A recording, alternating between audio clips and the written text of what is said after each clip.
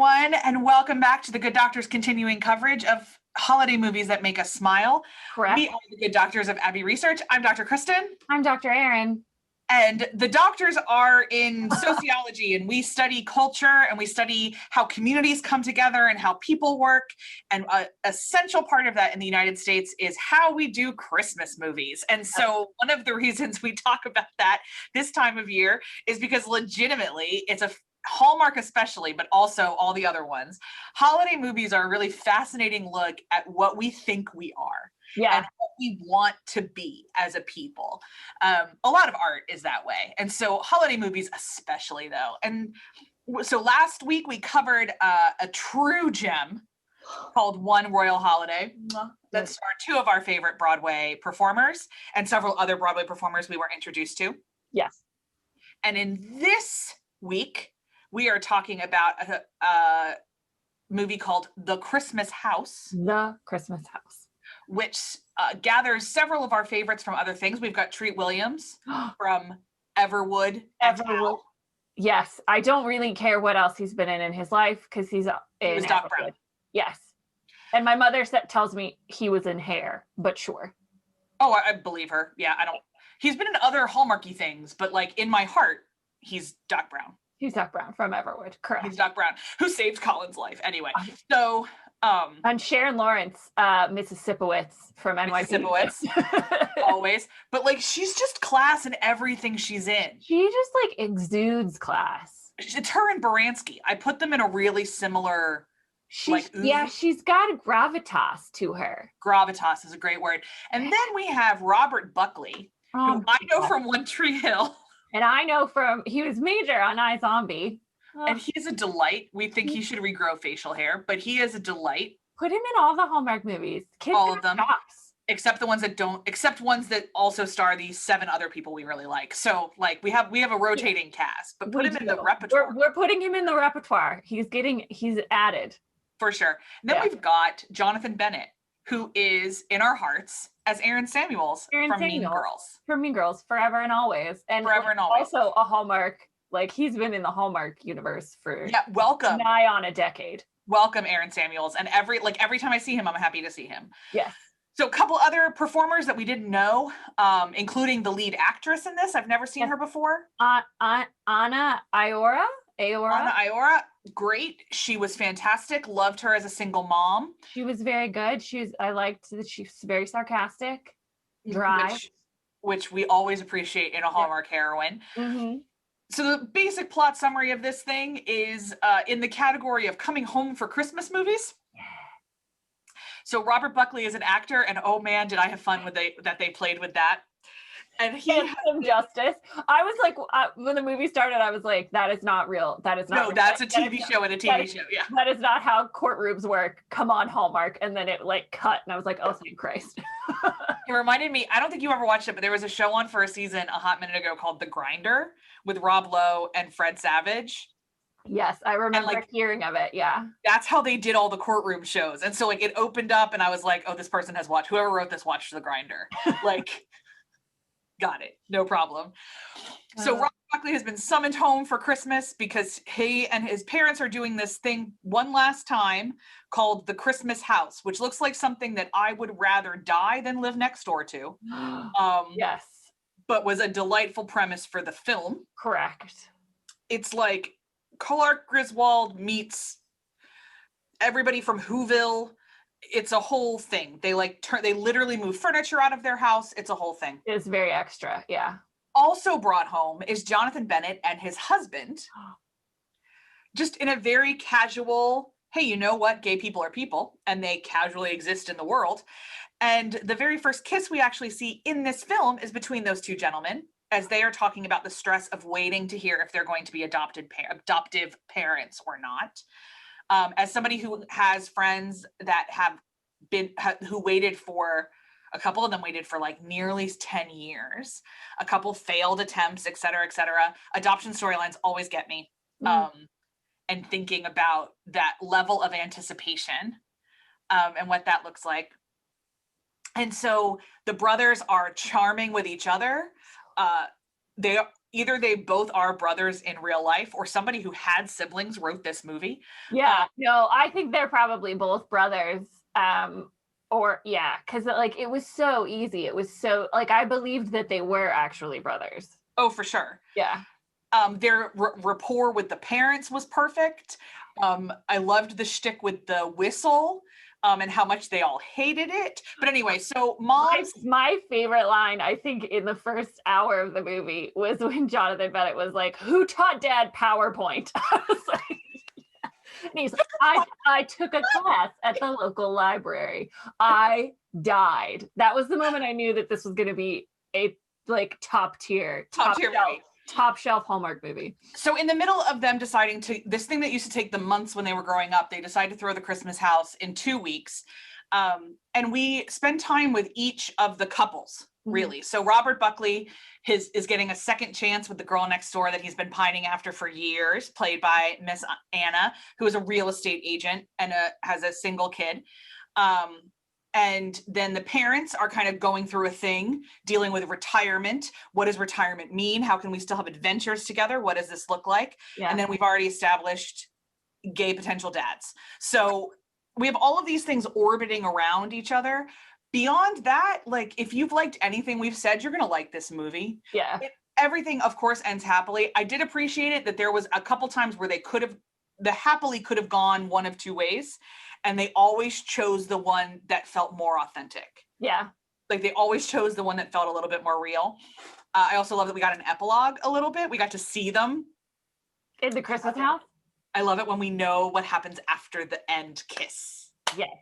Agreed. So yeah, if you haven't picked up on this, we adored it. Yeah, and I think like it was billed as I believe one of the first, if not the first, Hallmark movie where major characters, not the main characters, but major characters were openly gay. Or maybe like the first one where they were married. I'm not sure. Treat Williams told me it was a first something, but I'm not correct on what first it was. But it was really nice that the fact that they were gay was not the reason they were in the story. I liked that a lot. Yeah. And anytime you want to treat humans as humans, like the Good Doctors are here for it. I loved that they weren't that Andy's family wasn't a caricature Latina family. I didn't even know they were Latina until they went over to her mother's house for tamales. And it was just like, these are people, these are our lives, and we're living our lives together, and we're not making a story out of her being Hispanic in heritage. We're not making a story out of these men who are married and love each other. They're just humans that love each other, that want to have a kid. And anytime Hallmark wants to go down that route, we like the tropes and we like the silliness as well. But at the end of the day, we want to see humans being humans. And I think that's why a lot of people identify with Hallmark movies. But it's nice that more people who don't fit the white heteronormative bill are getting to see themselves be happy in Hallmark movies. Love it. Yeah, we're both readers of romance novels as well, and a lot of Hallmark things, and even some Netflix shows. We've got Sweet Magnolias and Virgin River, and we're about to get Bridgerton. A lot of Chesapeake Shores on the Hallmark Network is a romance novel series. Mm-hmm. And the things that make really successful romance novels, not only for us, but for most people, is that they feel real grounded in humanity. Like, sure, you may be talking about like, paranormal romance where somebody's a vampire and the other one's a dragon shifter, who cares? But do they feel like human beings? Yeah. And that's what's really important. In terms of Hallmark movies too. Yes, there are ones, I personally don't think that Candace Cameron Bure ever acts like a human being in her movies. Her characters always feel like giant bags of tropes to me. Yes. And I just flat out don't enjoy them as much. No. As the other ones. Lacey Chabert kind of goes, like, she's a little bit too trope factory for me. And I still enjoy those. Yeah. The ones that I truly love are the ones where I feel like I dropped into somebody's life for 2 hours and pieced back out. especially this year, like let's just call a spade, we all need structured joy. Right. All need to remember that happily ever after still exists, and people still do life together, and people still love each other, and people still have traditions, Yeah. and we build community with each other in a million kinds of circumstances. Humans are pretty damn resilient that way. And watching the visual representation of that, I think, is really important. Yeah. And then, I mean, of course, commercially, like Lifetime has 97 new movies, or 40, I can't remember. It's one of the two. Everyone's getting in on it. They totally sell well. The ratings are through the roof, etc. But when we talk about why they're selling so well, and it's because we all want hope. Yeah, and I think, we had discussed wanting to highlight a story that had a queer element to it as a part of what we were looking at for Christmas movies or holiday movies.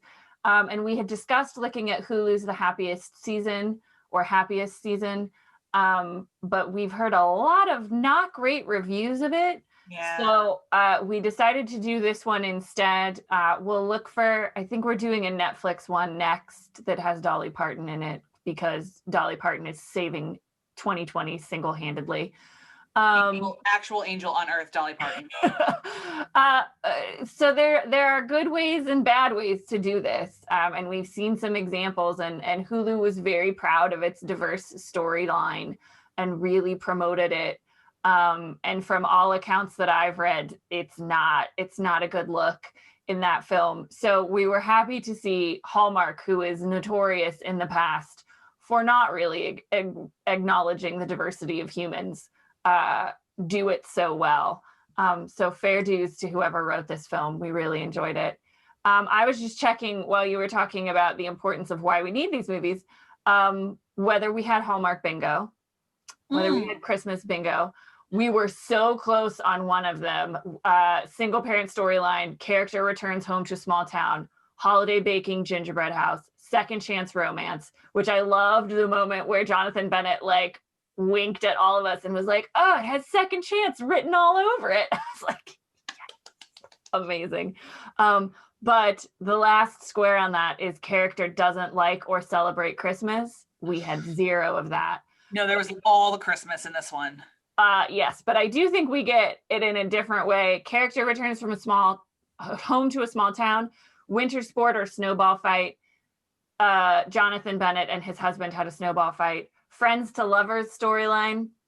Yep. We'll take it. Several fake hot chocolates. They were all over the fake coffee. So many. And character tells a story from childhood. There were only 18,000 stories from childhood. So we have bingo. Hooray!